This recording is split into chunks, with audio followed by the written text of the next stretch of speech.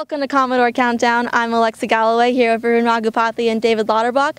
The Falmouth Commodores are facing the Cotuit Kettleers here in the division finals. To get here, they sweeped Hyannis in the semis. Varun, what went right for Falmouth in that series? I looked at two things. Number one, the starting pitching was fantastic. Matt Hall, Kevin McKenna combined for 14 innings and gave up just one run between the two of them. Falmouth used 5 pitchers as a whole in this series, which is terrific. The bullpen is rested, as are the rest of the starters. And then the other thing was that Falmouth turned the tables on Hyannis. The Harbor Hawks' biggest strength, stealing bases. Hyannis led the league with 108 swipes and had exactly 0 in the division semis. Meanwhile, Falmouth was 4 for 5 on the base paths, so those two things really combined to help Falmouth sweep Hyannis right out of the playoffs. David, on the other side, what needs to be adjusted heading into this series for the Commodores? Well, I kind of sound like a broken record right now. They need to stop leaving guys on base. It's been a theme for this team all season. They get the runs across when they need to. They outscored Hyannis 8-1 over that series, but they left 18 men on base over the 2 games. That's just too many, especially against a Cotuit squad that can bring in someone like Adam Witt, force a double play. So Falmouth really needs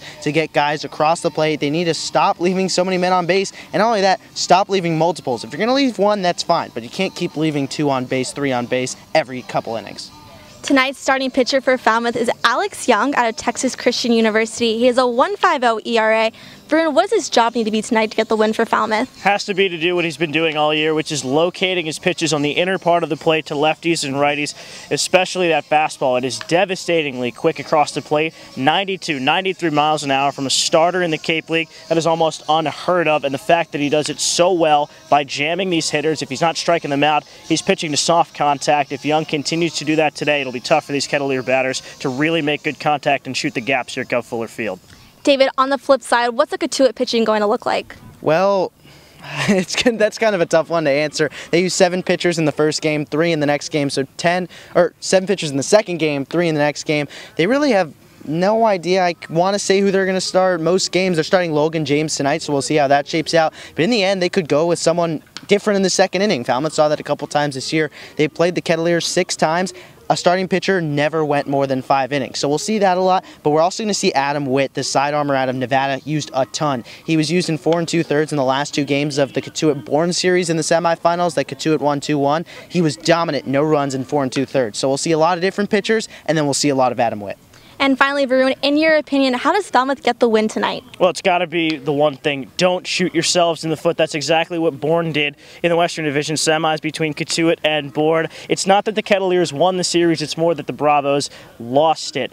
Falmouth, or rather Cotuit, had 4 runs in Game 3 yesterday at Dorn Park. 3 of them were unearned thanks to 4 Bourne errors. Falmouth only had 2 errors in the Western Division semis against Hyannis, and neither really played a part in the Harbor Hawks scoring any runs. So Falmouth can continue to keep the errors low and continue to play good defense on every single pitch behind the starters and the relievers. This should be a Commodores win in the series. Otherwise, it could be another close one. These two teams play each other very tough all the time.